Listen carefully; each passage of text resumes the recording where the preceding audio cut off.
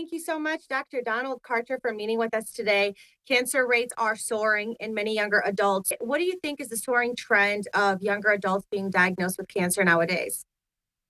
Oh, hi, Agnes. Thanks very much for having me. This is a very worrisome trend. Diagnosis of cancer in young adults has been increasing worldwide over the last 3 decades by about 1 to 2% per year.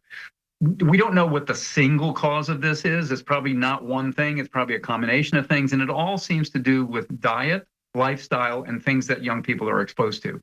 Diet for sure, high fat, low fiber, or a diet that's too rich in ultra processed foods. Lifestyle things like not enough exercise or obesity is associated with cancer.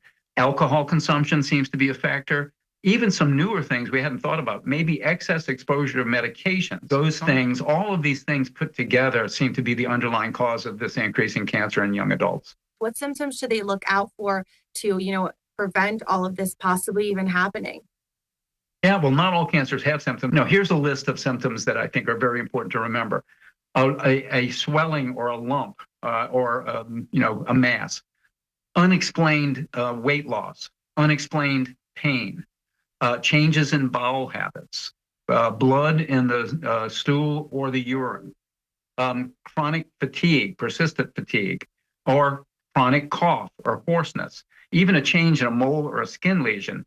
Any of these things really could be a symptom of cancer. Now, they could also be symptoms of many other things, so it doesn't mean automatically it's cancer, but it's important for young adults to be aware of these things and to see their doctor and have them checked out if they have any of them. Oh, the cancers that you talked about, so you would probably suggest that all cancers, any type, should be screened for, and in what kind of way? Are there different kind of screenings for each cancer? Absolutely. I mean, we don't have screening tests for all cancers, unfortunately, but there are some very important ones. One is for breast cancer, and this is actually breaking news. Women with an average risk of breast cancer, the recommendation is now that they should start getting their mammograms at age 40. That was just announced this week, so that's brand new information. Also, young women with a higher than average risk, maybe because of a family history of breast cancer, should be started even before age 40. For cervical cancer, screening with pap test and or HPV screening test by starting at age 21. Screening for colon cancer, there's new recommendations that screening should start at age 45, earlier than it was previously recommended.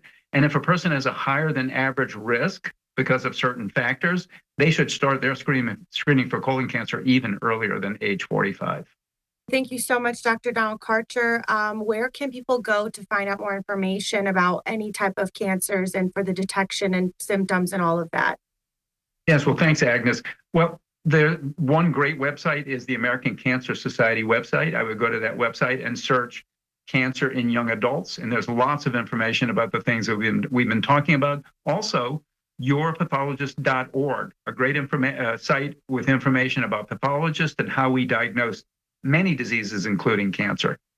Thank you so much, Dr. Donald, for taking the time and telling us all that today. Thanks for having me.